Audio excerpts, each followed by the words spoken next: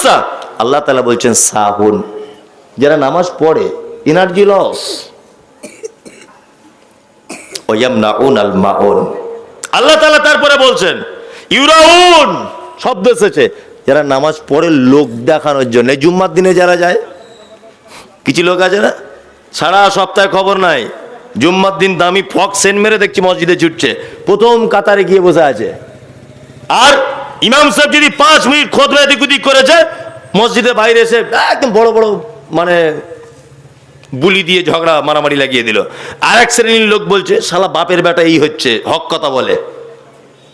এক সপ্তাহ আসেনি, জুম্মার নামাজে 10 মিনিট দেরি হয়েছে, বাইরে এসে ঝামেলা করছে, বড় বড় কথা বলছে।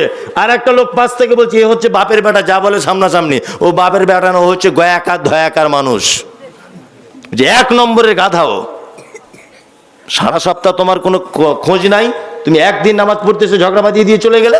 ঈদের দিনে ঝগড়া বাঁধায় না কিছু লোক আছে, দেখবেন প্রত্যেক ভালো কাজে তারা ঝগড়া বাঁধাবে।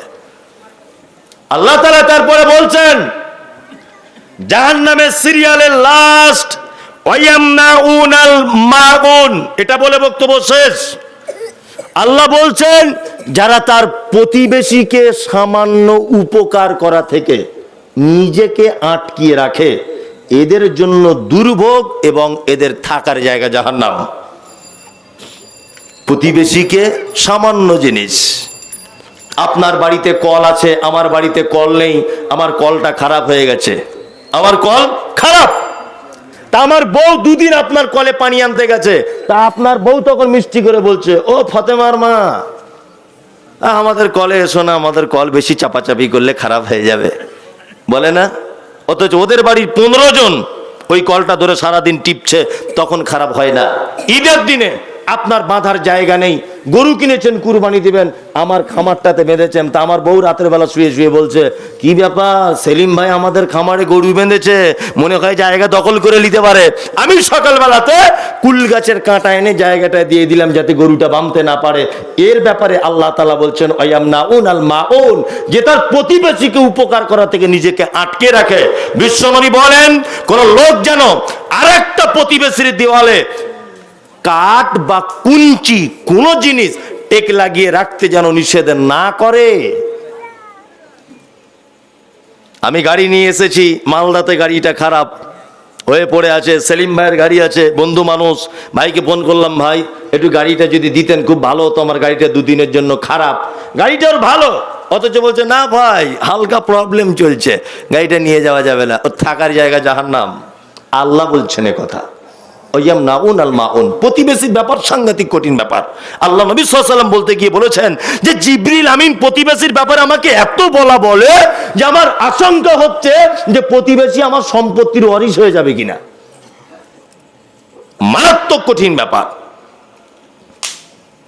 একটা লোক 2য় ফন্ডের জমি কিনেছে, প্রথম ফন্ডে কিনতে পারেনি, গরিব মানুষ, তার একটা ঘর করবে। প্রথম ফন্ডের জমির মালিকের কাছে বারবার বলছে ভাই 3 ফুট রাস্তা দাও, বউ ছেলে নিয়ে একটু ঘর করে থাকবো।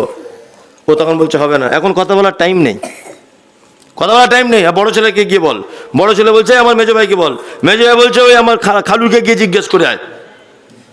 জায়গাটা হয়তো ওর রাস্তা দিতে খুব জোর হলে হাফ শতক যাবে, দাম চাইছে বলছে 8.5 লাখ টাকা দে। 8.5 লাখ তো দিতে পারবে না, রিক্সা চালক, গরিব মানুষ। তার মানে কি ওর উপরে হিংসা করছে, এমন গরম দেখাচ্ছে মনে হচ্ছে ওই জায়গাটা দিয়ে ওর কবর হবে। এরকম লোক আছে না নেই? অনেক মসজিদের প্রাচীর দেখছি বেঁকা, অনেক মসজিদ দেখছি বেঁকা। ভাই কি ব্যাপারে বেঁকা কেন? বলছে জমি মালিক 1 হাত জায়গা ছাড়েনি। এরকম লোক আছে না নেই? আচ্ছা, এই যে একটা লোককে দিয়ে আপনাকে বোঝালাম, বাপ মারা গেছে আজকে 20 বছর, একদিনও যেতে পারেনি বাপের কবরটা দেখতে। আপনার অবস্থা ঠিক তাই হবে। 1 হাত জায়গা কার জন্য রেখে যেতে চাইছেন আপনি? কার জন্যে? বেটার জন্যে? জীবনেও কোশ্চিন কালেও আপনার কবরের সাইড একবার উকি মেরে দেখতে যাবে না। এগুলো হচ্ছে জাহান্নামের সিরিয়াল। পবিত্র আল কোরআনে আল্লাহ জাহান্নামের একাধিক সিরিয়াল দিয়েছেন। প্রতিবেশীর সঙ্গে সৎ ব্যবহার করবেন। কেউ আপনার বাড়িতে এসেছে নুন তেল আদা রসুন কিছু চাইতে, আপনার স্ত্রীকে বলে দেবেন কাউকে ফেরত দেবে না, থাকলে অবশ্যই দিয়ে দাও, অবশ্যই দাও। আমাদের কলে পানি নিতে আসছে, কখনো আটকাবে না, অবশ্যই দিয়ে দাও। তারা গরিব মানুষ, একদিনের চাল নেই, আপনার বাড়ি চাইতেছে যে বুবু দাও আজকে 1 কেজি, কালকে দিয়ে দেবো, অবশ্যই দিয়ে দেন। থাকলে একদম যেন মিথ্যা কথা বলবেন না, প্রতিবেশীর সঙ্গে অসৎ ব্যবহার করবেন না। আল্লাহ নবী সাল্লাল্লাহু আলাইহি ওয়াসাল্লামের হাদিস হচ্ছে এই, কোন মানুষ যদি মারা যায় তার 40 জন প্রতিবেশী যারা আল্লাহর সঙ্গে কাউকে শরীক করেনি, কখনো শিরক যারা করেনি, এইরকম 40 জন মানুষ যদি সার্টিফিকেট দেয় যে সত্যি সেলিম লোকটা ভালো লোক ছিল, আল্লাহ নবী সাল্লাল্লাহু আলাইহি ওয়াসাল্লাম বলছেন এই 40 জন লোকের ডিসিশন যেটা, ওই ডিসিশন আল্লাহর দরবারে চূড়ান্ত হয়ে যেতে পারে। আর এই 40 জন যদি বলে সালা মরে গেছে ঠিক হয়েছে, তাহলে কিন্তু বড় বিপদ। কি হয়েছে বুঝতে পারছেন? হ্যাঁ, যাই হোক, আল্লাহ আপনাকে আমাকে সকলকেই জাহান্নাম থেকে বাঁচার তৌফিক দান করুক, আমিন আমিন। এইবারে প্রথম একটা হাদিস বলেছিলাম, লাস্টে সে হাদিসটার বাংলা আবার বলছি। নবীজি বলছেন টোটাল কথা বাদ দিয়ে ইত্তাকুন নার, তোমরা জাহান্নাম থেকে বাঁচো একটা খাজুরের দানা হলেও আল্লাহর রাস্তায় দান করে।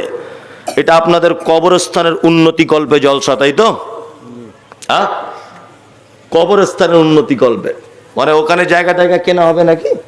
জি জি, মেহেরবানি করুন, কারণ আপনার শেষ ঠিকানা ওই জায়গাটায়, আসল বাড়ি ওই জায়গাটায়। আপনি অন্তত পক্ষে কিছু আমার হাতে দেন আল্লাহর রাস্তায়, যে আমি 1000 টাকা দিলাম মাওলানা আমার আব্বা মায়ের জন্য এই কবরস্থানের উন্নতি কল্পে, বা আমার আত্মীয়র জন্য। আপনি একটু মেহেরবানি করুন, দেন, যার কাছে যা আছে দেন। আমি জানি আর একটা লোকও থাকবে না, এখন সব পালাবে, এটা আমার জানা আছে। তারপরেও বলছি যে আপনার কাছে অনুরোধ, আপনি অন্তত 1000 টাকা বলুন যে আমি দেব, বা 500টা টাকা আপনি বলুন যে আমি কবরস্থানের জন্য এই 500টা টাকা আমার তরফ থেকে আমি দিচ্ছি। কেউ আছেন ভাই? দেন, একটু দেন।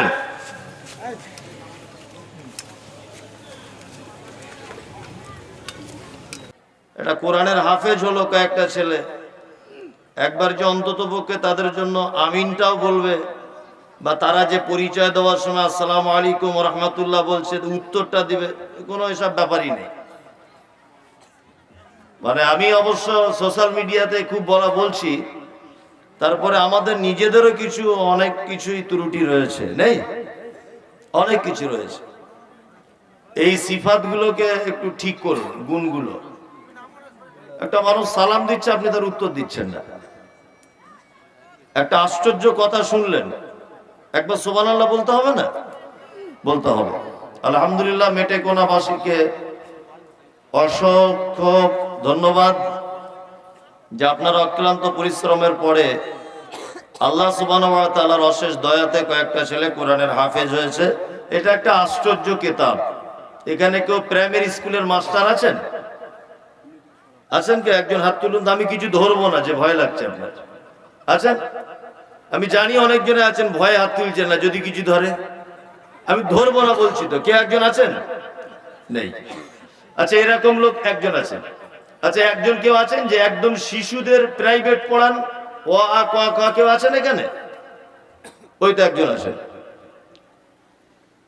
কোরআন একটা আশ্চর্য কিতাব, আপনি অবাক হয়ে যাবেন শুনলে। এখন তো অঙ্গনারী স্কুলগুলো চালু হয়েছে, এখানে বাচ্চাদেরকে অ আ ক খ শিক্ষা দেওয়া হয়।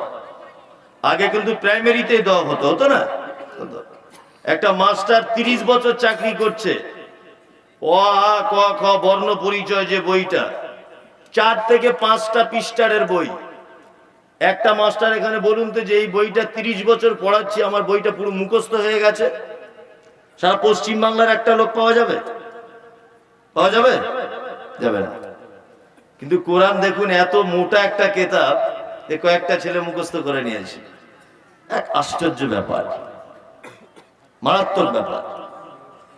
এটা পৃথিবীর অন্য কোন বইয়ের পক্ষে সম্ভব নয়, কোরআনের পক্ষে এটা সম্ভব।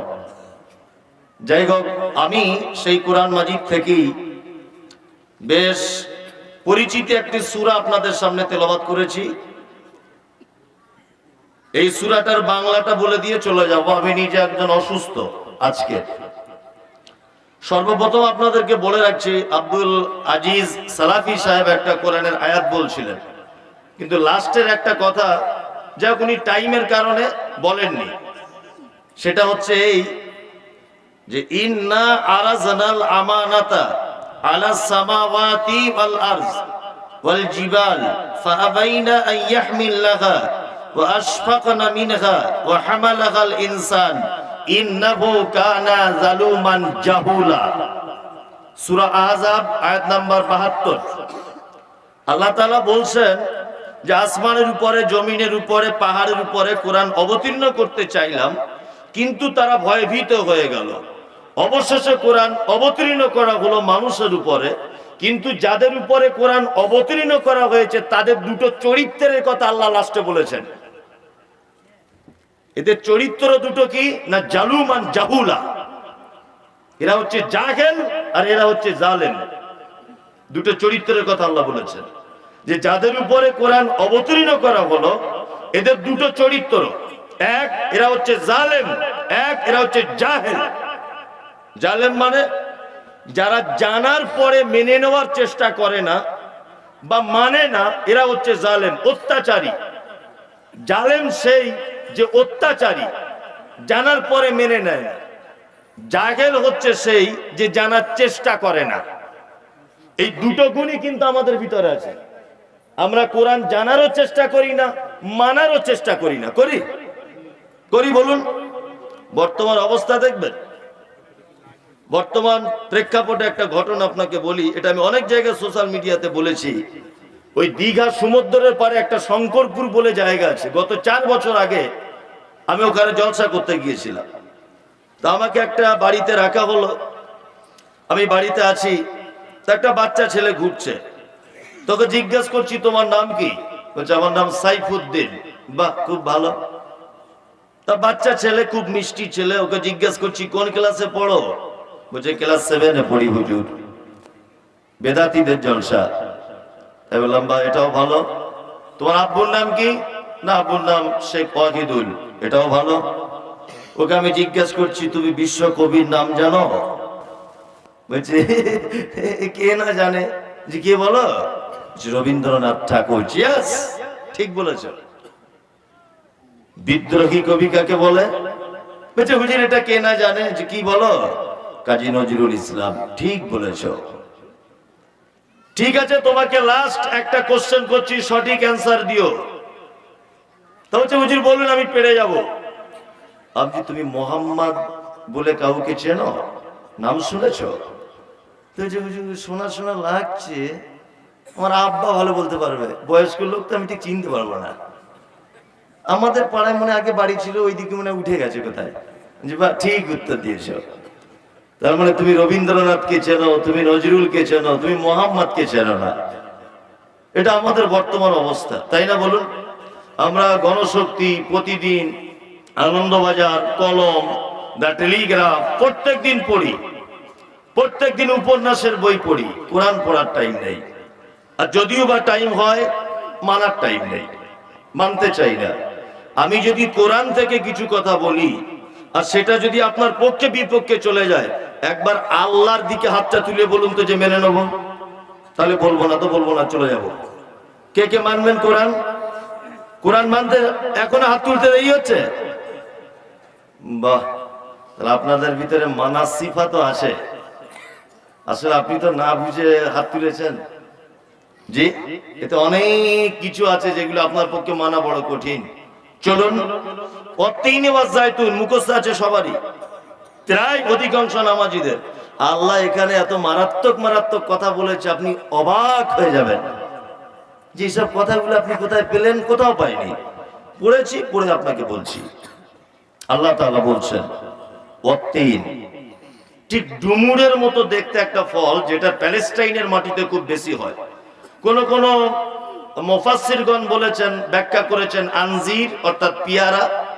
কিন্তু পিয়ারার ব্যাপারে আকসার ওলামাদের মতভেদ রয়েছে, কিন্তু আনজিরের ব্যাপারে মতভেদ নেই কারণ। এই আপনার ডুমুরের ব্যাপারে, তা ডুমুর হতে পারে বা ডুমুরের মতো দেখতে এরকম একটা ফল। আল্লাহ তাআলা কসম করছেন যে আমি এই ফলটার কসম করছি। জাইতুন, জাইতুন একটা ফল, এটাকে বর্তমানে বলা হচ্ছে জলপাই। জি, এই ফলটার কসম করছেন আল্লাহ। তারপরে বলছেন অতুরে সিনিন, তুর একটা পাহাড়ের নাম, সিনাই একটা জায়গার নাম। এই তুর পাহাড়টা সিনাই নামক স্থানে অবস্থিত।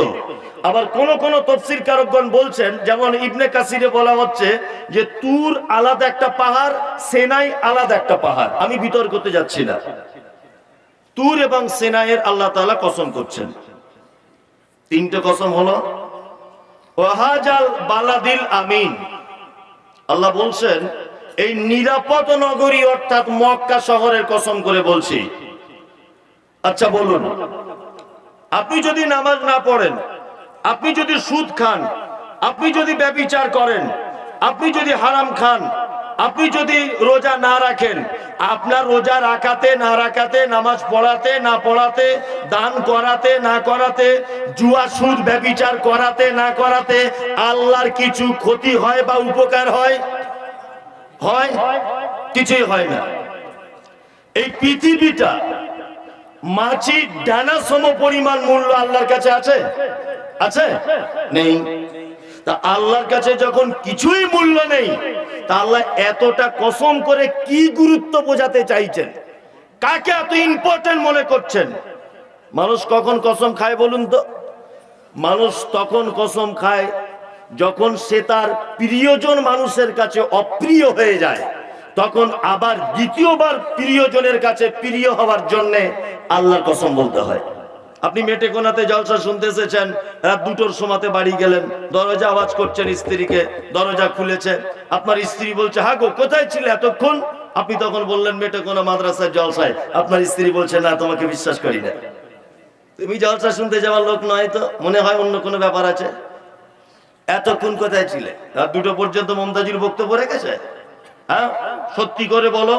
তখন এ দেখছে যদি সত্যিটা না বলি, ওর মনে যদি বিশ্বাস না জাগাতে পারি, তাহলে হয়তো রাতে ঝামেলা লেগে যেতে পারে। ও আমার প্রিয়জন, এই জন্য কি বলে, আমার মায়ের কসম, আমার দাদির কসম, আমার বেটার কসম, আমার গোষ্ঠীর কসম, আমি মমতাজের জলসায় শুনতে গিয়েছিলাম। যদিও আল্লাহ ছাড়া কারো নামে কসম করা যায় না, শিরক। শুধু আল্লাহর নামই কসম করা যায়। আপনি কসম করলেন কেন?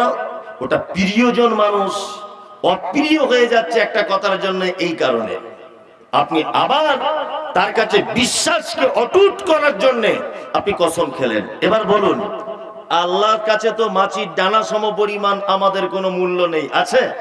তা আল্লাহ কাকে কেন ইম্পর্টেন্ট ম্যান মনে করছেন? কে সব থেকে গুরুত্বপূর্ণ মানুষ? কাকে বোঝাতে চেয়েছেন? কার ব্যাপারে এত গুরুত্ব দিচ্ছেন যে এত কসম করে বলতে হবে? কিয়ামতের মাঠে যদি একজন মারাত্মক পাপী মানুষকে আল্লাহ যদি জান্নাতে দিয়েই দেয়, আচ্ছা বলুন তো আল্লাহর বিরুদ্ধে কেউ মামলা দায়ের করতে পারবে? পারবে না।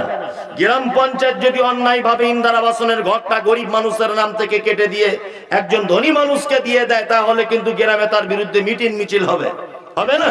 হবে।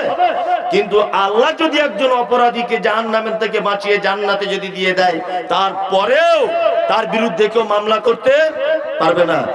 এত গুরুত্ব কিসের কসমের? এই দেখুন কসমের জবাব দিচ্ছেন আল্লাহ, লাকাদ খালাকনাল ইনসানা ফি আহসানি তাকবীর। শুধু এই কথাটা বলার জন্য এত তালবাহানা। আল্লাহ বলছে জয়তুনের কসম, আর ডুমুরের কসম, মক্কা নগরীর কসম, আর তুর সিনাই পর্বতের কসম। এতগুলো কসম করার পরে বলছেন লাকাদ খালাকনাল ইনসানা ফি আহসানি তাকবীর।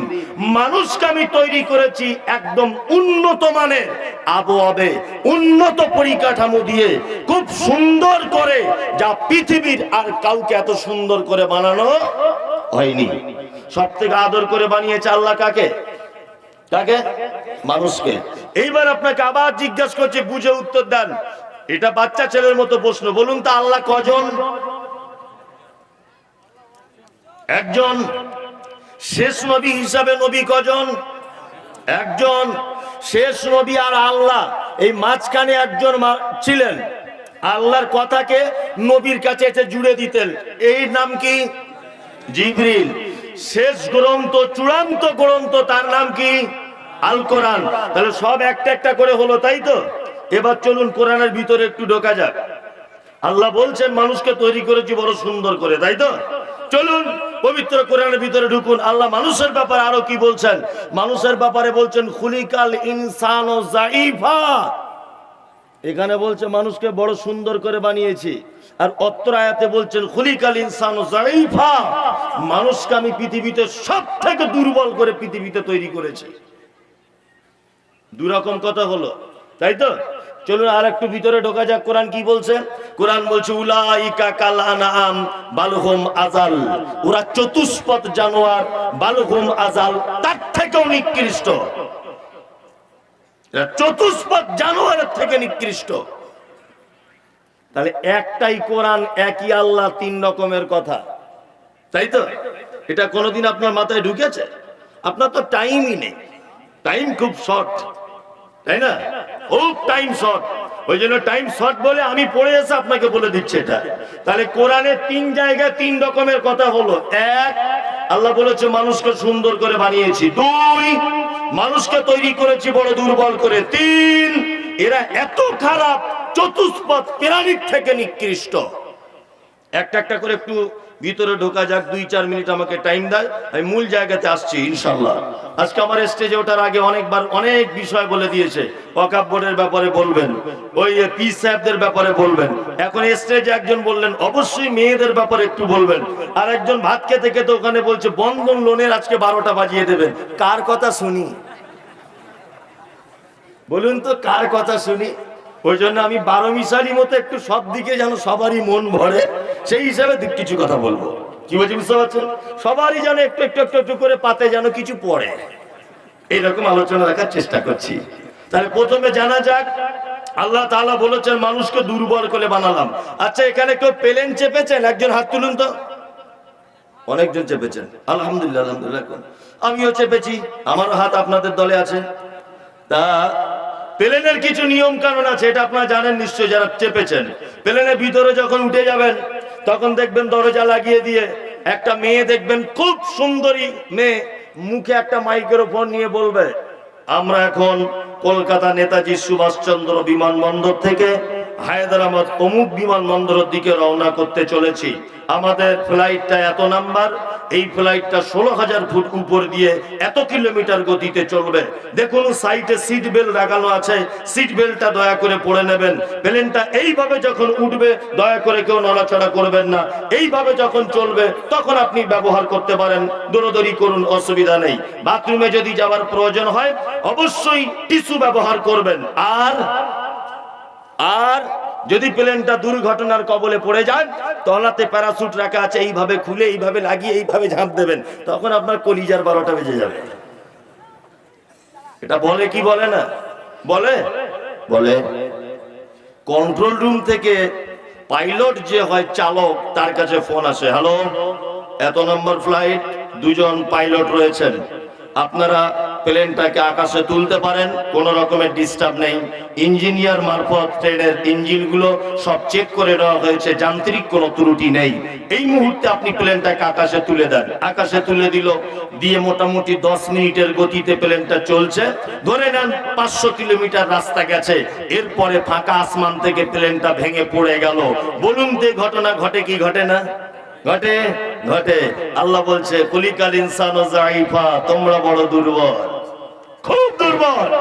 আচ্ছা বলুন, দমদম কন্ট্রোল রুম যদি জানতে পারতো 1000 কোটি টাকার প্লেন, 220 জন নিরীহ যাত্রী, 2 জন আমার পাইলট আর 20 জন সেবিকা, এত টাকা, এত নিরীহ প্রাণীগুলো 10 মিনিটের পরে মারা যাবে, বলুন তো কন্ট্রোল রুম তাকে গ্রিন সিগন্যাল দিয়ে উপরে তুলতো কি তুলতো না? তুলতো না। আল্লাহ বলছে 1000 কোটি টাকার প্লেন বানাতে পেরেছো, 200 জন বসার ক্যাপাসিটি তৈরি করে দিয়েছো, কিন্তু 10 মিনিট পরে যে ভেঙে পড়ে যাবে এই মেশিন তোমরা বানাতে পারবে না। দেখেছেন দমদম বেলুর মঠ, দমদম থেকে হাওড়ার বেলুর মঠ পর্যন্ত পাতাল রেল আসবে, দেখেছেন? পাতাল রেল আসবে, মাঝখানে হাওড়া ব্রিজ আছে, গঙ্গাটা। পাতাল রেল আসবে কি করে না, ওখানে হলো যে উপরে গঙ্গা থাকবে আর নিচের দিক দিয়ে পাতাল রেলটা আসবে। কাজ কমপ্লিট, আগামী 2023 সালের সেপ্টেম্বরের দিকে উদ্বোধন হতে পারে।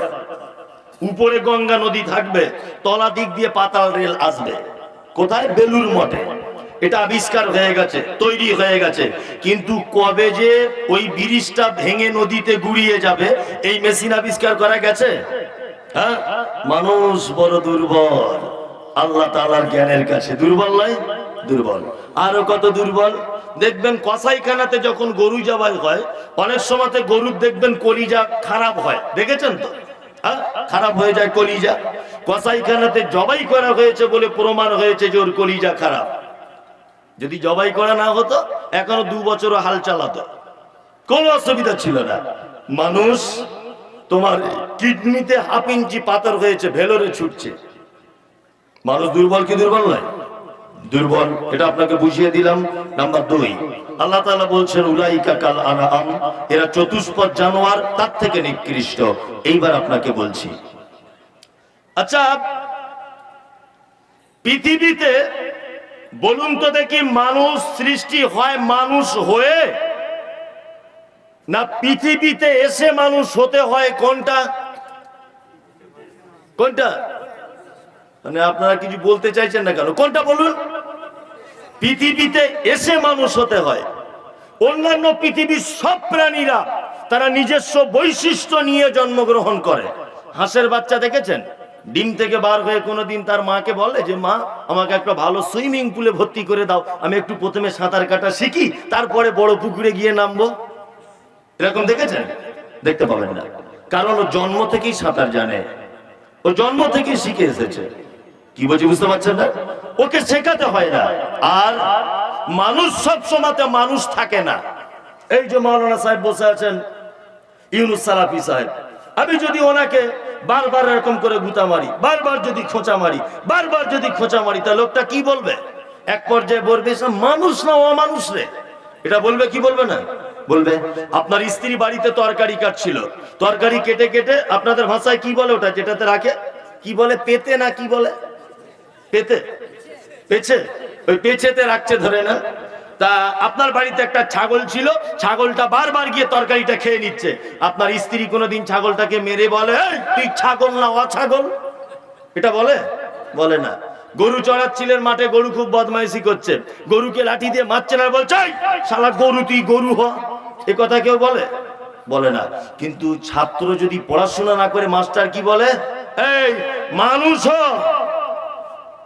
অমানুষ কথাকারে বলে না? তার মানে অ শব্দটা পৃথিবীতে মানুষ ছাড়া আর কারো নামে জয়েন করা যায় না।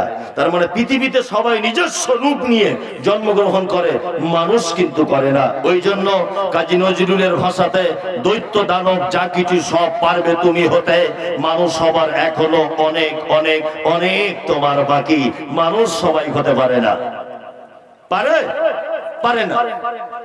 জি, তাহলে এখানে একটা জিনিস বুঝিয়ে দিলাম যে মানুষ চতুষ্পদ জানোয়ারের থেকে খারাপ। কারণ এই দেখবেন গরু ছাগলের কোনোদিন ভুল ত্রুটি হয় না। হয়? কোনোদিন হয়? হয় না। মানুষের ভুল হয়? হয়। গরু ছাগল কোনোদিন পর তার মালিককে অসম্মান করে না? করে। কিন্তু মানুষ করে। ওই জন্য আল্লাহ তাআলা বলেছেন উলাইকা কাল আনআম, এরা চতুষ্পদ জানোয়ারের থেকে খারাপ। চলুন এইবারে জানা যাক আল্লাহ তাআলা কি বলেছেন। আল্লাহ তাআলা বলেছেন লাকাদ খালাকনাল ইনসানা ফি আহসানি তাকবীম, মানুষকে আমি তৈরি করেছি বড় সুন্দর করে। মানুষকে তৈরি করেছি কি করে? হ্যাঁ, বড় সুন্দর করে। কেন লাইটওয়ালাকে কোনোদিন দেখেননি নাকি? ওইদিকে কি দেখছেন? লাইট চলে গেল গেল, মাইক তো কিছু হয়নি, তা আপনি আমার দিকে ফিরুন। আল্লাহ তাআলা বলছেন লাকাদ খালাকনাল ইনসান ফি আহসানি তাকবীম, নিশ্চয় আমি মানুষকে উত্তম অবয়বের মাধ্যমে পৃথিবীতে পাঠিয়েছি, সবথেকে সুন্দর করে। সৌন্দর্য কেমন? রূপের দিকে এটা 100 বার সুন্দর, জ্ঞানের দিকে এটা 100 বার সুন্দর। আর একটা মজার কথা বলে দিই, মানুষ কেমন আশ্চর্য প্রাণী। আচ্ছা বলুন তো দেখি, গরুকে যদি কোনোদিন গোশত রান্না করে খাইয়ে দেওয়া হয়, তাহলে এই গরুটা হজম করতে পারবে? জানা আছে গরু? পারবে না, ওর পাতলা পায়খানা হবে। হবেই ওর। জি, আপনি যদি ছাগলকে যদি মাছ ভাত রান্না করে দেন, ও খাবে? গোশত খাবে? খাবে না। কিন্তু গরু এত বড় প্রাণী, মাংস হজম করার ক্ষমতা নেই। আপনি কোনোদিন সুন্দরবনের বাঘকে দেখেছেন? যে বাঘগুলো জঙ্গলের পাতা ছিঁড়ে ছিঁড়ে খাচ্ছে, দেখেছেন? দেখেননি? পৃথিবীতে একটা আশ্চর্য প্রাণী আছে, তার নাম মানুষ। এদের পাকস্থলীর এত ক্ষমতা, মাংস দিবেন, মাছ দিবেন, সবজি দিবেন, গাছপালা লতা পাতা যা দিবেন, এদের পাকস্থলী একসঙ্গে সবকিছু পাক করতে সক্ষম, হজম করে দিতে সক্ষম। মানুষ ছাড়া পৃথিবীর এই পাকস্থলী আর কারো নেই। কেমন সুন্দর করে বানানো হয়েছে। আপনাকে এবার দুটো কথা বলি। আচ্ছা বলুন তো, একটা গরুর বাচ্চা হলে হাঁটতে টাইম লাগে কতদিন? কতদিন? একজন বলছে 1 মাস। মানে ও কিছুই বোঝে না, ও কিছুই বুঝে না। মানে ও বলছে 1 মাস। জি জি জি জি যে 2 ঘন্টাও নয়, 2 মিনিট বলতে পারেন, 2, 4, 5 মিনিট, 10 মিনিট, তাই তো? গরুর বাচ্চা হলে টাইম লাগে 10 মিনিট। এবার বলুন, মানুষের বাচ্চা হলে কতদিন টাইম লাগে? 1 বছর। কারণ কি? কি কারণ? এত ডিফারেন্স কেন? আপনি তো দেখেন আর খুব মজা নেন। এর থেকে কিছু শিক্ষা অর্জন করতে হবে। করতে হবে না? শিক্ষা অর্জন করতে হবে। গরুর পা এই কারণে আল্লাহ রেডি করে দিয়েছে, সাথে সাথে আল্লাহ জানে এর নানি, দাদি, খালা, ফুফু কেউ নেই, কেউ নেই। কারণ এর কোলে করে মানুষ করবে কে? গাভী নিজের বাচ্চা নিজে জন্ম দিয়ে নিজে জিভ দিয়ে চাটে, চাটে না? চাটে। আর রাতের বেলা বাচ্চা হয়েছে গোয়াল ঘরে, নিজের ভাষায় তার বাচ্চাকে বলে, এই তুই এমন জায়গাতে জন্ম নিয়েছিস, তোর নানি দাদি কেউ নেই, তোর গায়ে লালাটা পরিষ্কার করবে, আমি নিজে জিভ দিয়ে চাটি বলে দেখবেন গাভী চাটে, চাটে না? চাটে। চেটে পরিষ্কার হয়ে গেল, এবার বাচ্চাকে বলে, এই তোর দুধের প্রয়োজন, ওঠ, দুধ খাবি, ওঠ। দুধ খেয়ে আস্তে আস্তে করে কাঁপতে কাঁপতে দাস করে পড়ে গেল। আবার ওঠ। উঠে দাঁড়িয়ে আছে, তা মাকে বলছে, মা দুধ কোথায় গো? তুমি যে বললে দুধ। বলছে যা পিছনের দিকে যা, গিয়ে মাঠগুলো ঝুলছে ওখানে ধরে টান। পিছনে টানছে, দুধ আসছে না, একটু একটু একটু একটু করে আসছে। গাভীর বাচ্চা নিজের ভাষায় বলছে, মা কই দুধ নেই তো। খ্যাপা কোথায়, দুধ নাই? আমি প্রথম মা হয়েছি, দুধের রাস্তা ক্লিয়ার নেই। এক কাজ কর, মাঝে সাঝে এরকম করে চুক চুক চুক চুক করে চুষবি, আর এইরকম করে গুঁতো মারবি। গাভীর বাচ্চা মারে, ছাগলের বাচ্চা মারে। কে শেখালো? কে? আল্লাহ, আল্লাহ, আল্লাহ। ওর পা রেডি হয়ে গেল 5 মিনিট, এই কারণে জোর নানি দাদি কেউ নেই। মানুষ খলাকাল ইনসানা ফি আহসানি তাকবীম, বড় আদর করে বানিয়েছি। তোমার পা যদি একদিনে যদি কমপ্লিট করে দেওয়া হতো, দাদুর আদর পেতে না, দাদির কোল চাপতে পেতে না, মায়ের আদর তুমি বঞ্চিত হয়ে যেতে। তোমার ফুফু তোমাকে কোলে নিত না, পৃথিবীর কেউ তোমাকে আদর করে তোমায় বুকে জড়িয়ে নিত না। এই গাছতলা, ওই আমতলা, ওই এলেম বাজার, ওই মেটেকলা, ওই আপনার জগদালপুর, ওই আপনার গোলটিকুড়ি, বাপের গাড়িতে করে, দাদুর সাইকেলে করে তোমাকে চড়ানো হতো না, যদি জন্মের দিনে যদি তোমার পা গুলোকে রেডি করে দেওয়া হতো। কেউ কোলে নিত? কেউ নিত? কেউ নিত না। আল্লাহর কারিশমা, আল্লাহু আকবার। এগুলা কোনোদিন ভাবেন? ভাবেন না। এবার মানুষকে সব থেকে সুন্দর করে তৈরি করা হয়েছে, তাই তো? পরের ভাষাটা আল্লাহ দেখুন কত দুঃখজনক। আল্লাহ তাআলা বলছেন, সুম্মা রাদাদনাহু আসফালা সাফিলিন। অচিরে